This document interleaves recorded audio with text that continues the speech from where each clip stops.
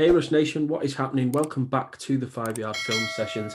Today's episode is all about Florida tight end Kyle Pitts, 6'5", 239 pounds. When he's taken in the first round of the NFL draft, he will be the lightest tight end to be taken in the first 2 rounds since Evan Engram in 2017. He has 18 college touchdowns. He's very much a receiving tight end and one of the most hyped prospects going into this year's draft. What do we like about Kyle Pitts? Certainly his pass catching ability. He can be a comfort blanket for any NFL quarterback. Secondly, his athleticism and his agility are impressive too, and that jumps out on tape. His ability to bully the cornerback when lined up outside. Not so much against the linebackers, but we'll talk about that in a moment. And in terms of drawbacks, it's difficult when you've got a player as good as Kyle Pitts with the talent of Kyle Pitts. I don't like his run blocking. I think sometimes he leaves a bit to be desired in the run blocking game, and we will look at examples of that when we dig into the tape.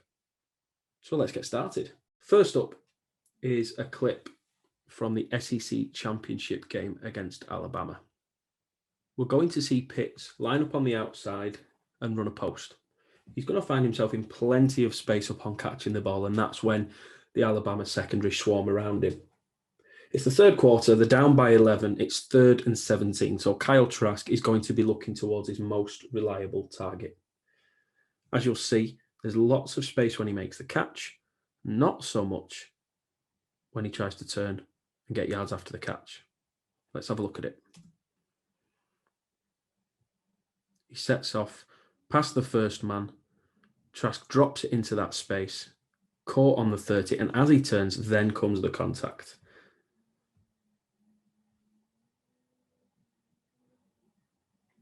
When you've got a tight end with that speed and pass catching ability, it's difficult for secondaries, even if they are as good as the Bama one, to do anything about it. Let's just look at it one more time and see how Pitts is able to manufacture that space. He's in pretty close contact to his man here, but he's able to get himself into that gap between the linebackers and the defensive gaps to make the catch. Beats his first man, and then cuts inside as Trask releases for a big gain. And that's what Kyle Pitts offers to NFL quarterbacks, a comfort blanket that DBs are going to have to pay attention to. Okay, our second clip is from the same game, the SEC Championship. You can see it's the 4th quarter. Florida down by 2 scores. They need to get upfield and get a score. And we're going to see Pitts' athleticism in full swing here. You can see he's lined up just off the right tackle. He's going to run pretty much a seam route from that position. He's going to run a straight line route and accelerate past the linebacker. Just watch as he gets to that 35-yard line when he finds his second gear and bursts past the linebacker to find himself some space using his athleticism. The linebacker comes across and he sells it with the legs. By the time he's back on screen, he's got 1.5 yards of space. Huge hit from the DB, but he manages to hold on. Another big gain for the Gators there. I just want to draw your attention to here. We can see that he's gone past the defensive end. The middle linebacker has picked him up. He's noticed that man coverage coming over. Just watch how he uses his feet to accelerate and find that second level of speed to get past his man. By the time Trask throws the ball, he's in space, he's got the yard, the safety comes across with a big hit, but he holds on. Big gain for the Gators. And again, there's not many tight ends in the NFL can do that. Let's have a look at that athleticism again here. This is his first game back in 2020 after a concussion in the cocktail party game against Georgia. This is against Kentucky, his comeback game where he will have 5 catches for 99 yards and 3 touchdowns. This is one of them. And again, we're going to see his athleticism in full swing. He's lined up against the left tackle. And as you can see, we've got 8 to 9 yards that DB Kelvin Joseph has on Kyle Pitts in coverage. He's going to be man-to-man. By the time Pitts leaves and re-enters the screen, he is going to have that 0.5 yard on Joseph. That is all he needs. That's all Kyle Trask needs to make the pass, and that's all he needs to make the catch and take it to the house. It's a strong get-off. And as Trask makes that throw, Pitts has just enough room to make the catch. But what's even more impressive is as soon as he makes that catch, he's on the turn. When the ball is in his hands and secured, he's got a yard on Joseph. And he's going to run at 60 all the way to the house. Joseph is busting a gut to get there. Pitts doesn't even need to hit top speed to take the ball over the line. And again, if he can do that in the college game, if he can make an athletic DB like Kelvin Joseph look that slow, this is someone that is going to be exciting at the next level with NFL level corners. This next play is from the same game. This is another of his touchdowns in that game. This is more his agility than anything else, but it shows that Pitts is good in the red zone and not just on those deeper throws. What we're going to see is Pitts is going to sell the slant before turning on a dime, heading for the corner of the end zone, and Trask has the easiest of touchdown throws to his most reliable pass catcher. It's at this moment on the turn. He's got a good block to the outside. I think that might be Kadarius Toney, but I can't be too sure. Now, that defensive back is going to have a hard job covering that ground. And that's because the DB here has got to make his way through both guys and get round to where Pitts is going to be receiving that ball. And with someone of the agility and athleticism of Kyle Pitts, you're not going to catch him. That's why man coverage against a guy like this is dangerous, especially in the end zone. He turns on a dime. Good placement on the pass. Easy pickings for a player of his ability. Can look at it closer up. And just as that block comes in, it looks like it's Trayvon Grimes making that block.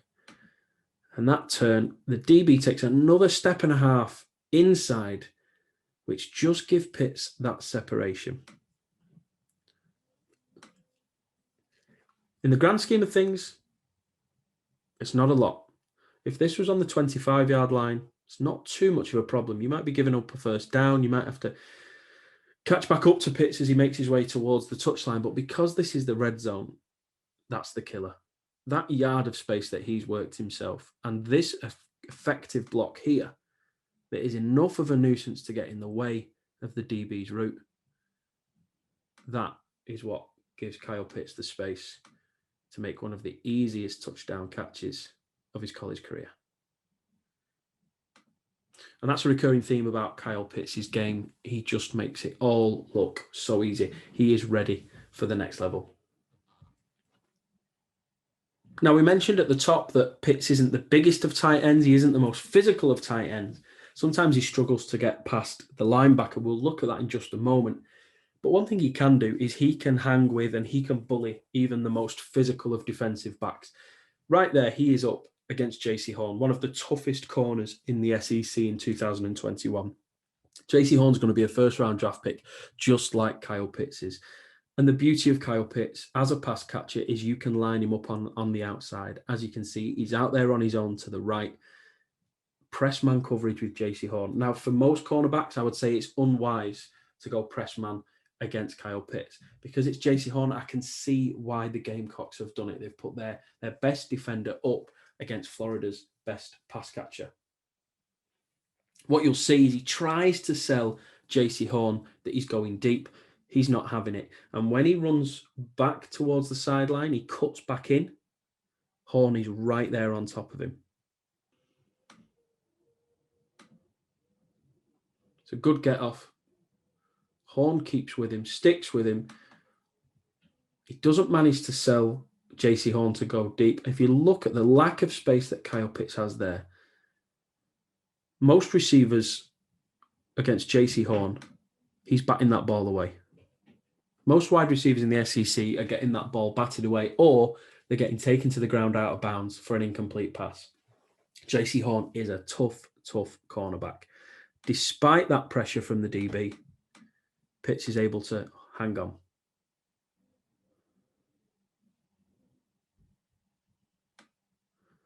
He holds onto the ball, out of bounds for a first down against one of the best corners in the college game. And again, that is something you can do with Kyle Pitts. Because of his athleticism, you can line him up on the outside and good things can happen. We'll look at this one more time. The cornerback's done a great job here. But Kyle Pitts just has too much physicality, holds on to the ball. Horn takes him out of bounds. He's not getting any further, but he's already got the first down.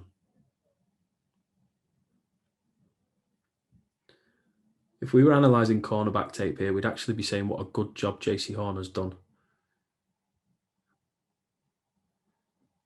Good catch under pressure from Kyle Pitts. And that is the standard of cornerback he will come up against in the NFL. As we said at the top, it's difficult to look for gaps in Kyle Pitts' game, but run blocking is certainly an area that NFL coaches will want to work on.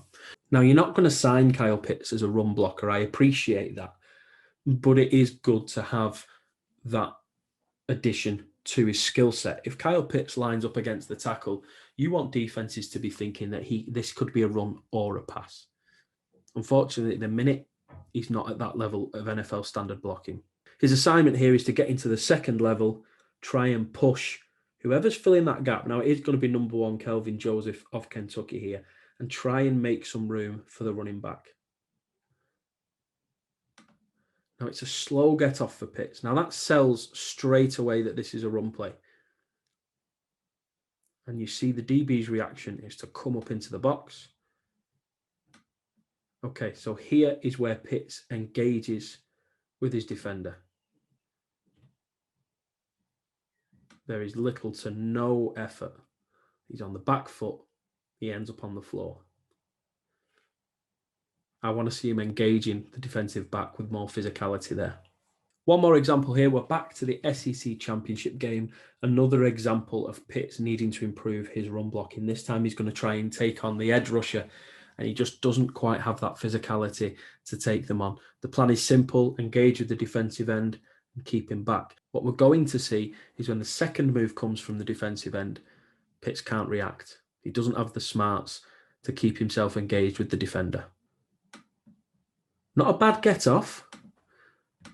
And that first engagement we can see is encouraging the edge rusher to come in. But at this moment, he's easily shed. The edge rusher is going to get on the outside of Pitts and make contact with the running back.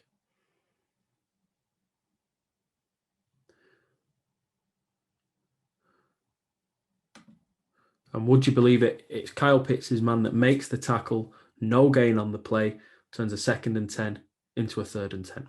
So there we have it, Russ Nation. There is Kyle Pitts, the most electric tight end in this class. If you are going to draft him as a pass catcher, then the offense is going to be better with him on it. Don't expect too much in the run blocking game. And I think an NFL franchise that tries to focus on that would be unwise to do so. Don't be shocked to see Kyle Pitts go in the top 10, particularly in light of Miami's move down to 6. He could be in their range if Jamar Chase is off the board. Pitts is undoubtedly the best tight end in this class and a first-round draft pick. Please let us know what you think. Like and subscribe. Comment on the video. Tell us what you think of Kyle Pitts. What do you like? What improvements do you identify are needed in his game? And where do you think his landing spot is in the NFL? Thanks for taking the time to watch this video. Please do remember, we are fans making content for fans. We don't pretend to be experts. We're just telling you what we see on the screen. Hope you enjoyed it. See you next time. Until then, keep rushing.